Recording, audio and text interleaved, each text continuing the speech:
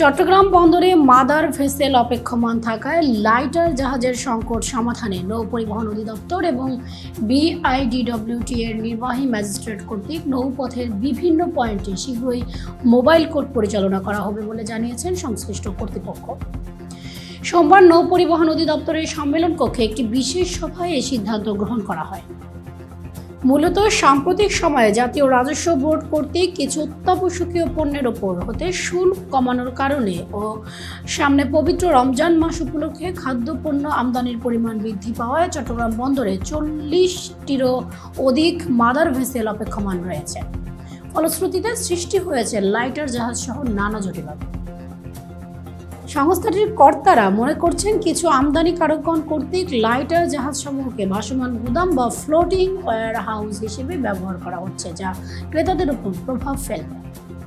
সঙ্গত কারণে কমোডর মোহাম্মদ মাকসুদ আলমের বিশদ আলোচনায় চলমান পরিস্থিতিতে ব্যবসায়ী ও ক্রেতাদের সুবিধার কথা চিন্তা করে কিছু সিদ্ধান্ত গ্রহণ করা হয়। যেখানে আউটার ইন্টারে যে মাদার ভেসেল থাকার কথা হচ্ছে 15 থেকে 22টা, সারা বছর এরকমই থাকে, আর হঠাৎ করে মাদার ভেসেল দেখা গেল 44টা রয়েছে। তো 44টা মাদার ভেসেল কে আনলোড করতে গেলে আমাদের যে পরিমাণে লাইটারেজ জাহাজগুলো নর্মাল লাগে তার সাথে ডবল পরিমাণ প্রয়োজন। তো এখন দেখা যাচ্ছে যে অনেক ইম্পোর্টার সামনে রমজান উপলক্ষে বা বাংলাদেশের রিকোয়ারমেন্টের কারণে খাদ্যশস্য প্রচুর আমদানি করেছে। এখানে একটি বেশি প্রণোদনযোগ্য যে সরকার বিভিন্ন খাদ্য আমদানির উপরে শুল্ক কিছু কিছু ক্ষেত্রে প্রত্যাহার করেছে। এটাও হয়তো বা যারা ইম্পোর্টার তাদেরকে একটা প্রণোদনা জুগিয়েছে যে তারা অনেক ইম্পোর্ট করছে। কিন্তু ইম্পোর্টের পরিমাণটা একেবারে ডাবল হয়ে যাওয়ায় আমাদের লাইটার সংকট দেখা গিয়েছে। এখানে দেখা যাচ্ছে যে অনেক ইম্পোর্টার তাদের নিজস্ব ওয়্যার হাউস নাই এবং এমনকি আনলোড করার মতো তাদের যথাযথ আধুনিক ব্যবস্থা নাই, যার ফলে তারা যে সমস্ত লাইটার জাহাজ নিয়েছে এবং ওই লাইটার জাহাজগুলো থেকে তারা পণ্য খালাস করছে না এবং তারা লাইটার জাহাজগুলোকে ফ্লোটিং ওয়্যার হাউস হিসেবে ব্যবহার করছে। এবং পরবর্তীতে এইটা অন্যান্য যে ইম্পোর্টার তাদের উপর চাপ সৃষ্টি করছে, যার ফলে অন্যান্য ইম্পোর্টাররা এই মাদার ভেসেল থেকে লাইটারেজ করার জন্য যথেষ্ট লাইটার ভেসেল পাচ্ছে না। এটা যদি এভাবে চলতে থাকে, ইতিমধ্যে আপনারা শুনে থাকতে পারেন যে আমাদের চট্টগ্রাম পোর্টে যে পণ্যের যেই পার টন যে ক্যারিং ওয়েজ ক্যারিং যে রেট সেটা কিন্তু অনেক বেড়ে গিয়েছে, $3-4 ইতিমধ্যে বেড়ে গিয়েছে।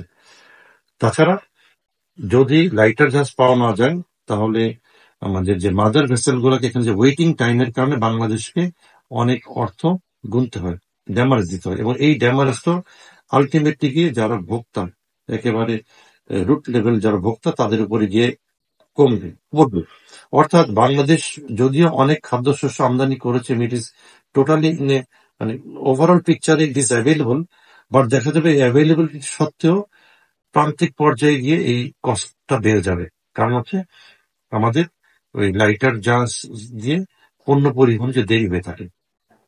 এই সংকট থেকে উত্তরণের জন্য আমরা কিছু কিছু হটস্পট এই এয়ারমার্ক করেছি, যেখানে প্রায় 308টি লাইটার বিভিন্ন জায়গায় ফ্লোটিং ওয়্যার হাউসে ব্যবহৃত হচ্ছে। তো আমরা আগামীকাল থেকে কঠোরভাবে মোবাইল কোর্ট পরিচালনা করব এবং এই মোবাইল কোর্ট যারা আমদানিকারক এবং অবৈধভাবে লাইটার জাহাজকে বিভিন্ন পয়েন্টে আটকে রেখেছেন, এটা বেসিক্যালি তাদের বিপরীতে আমরা এটা করব এবং আমরা তাদেরকে আইনের আওতায় নিয়ে আসবো।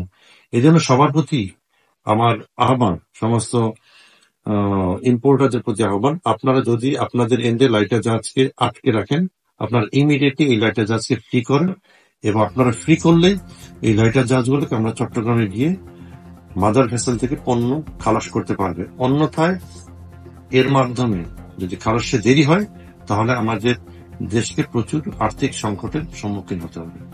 বিশেষ এ সভায় নৌ পরিবহন অধিদপ্তরের মহাপরিচালক কমোডর মোহাম্মদ মাকসুদ আলমের সভাপতিত্বে পণ্যের আমদানিকারকগণ, লাইটার জাহাজ মালিকগণ, বিআইডব্লিউটিএ, বাংলাদেশ কোস্ট গার্ড এবং বাংলাদেশ নৌ পুলিশ সহ সংশ্লিষ্টরা উপস্থিত ছিলেন।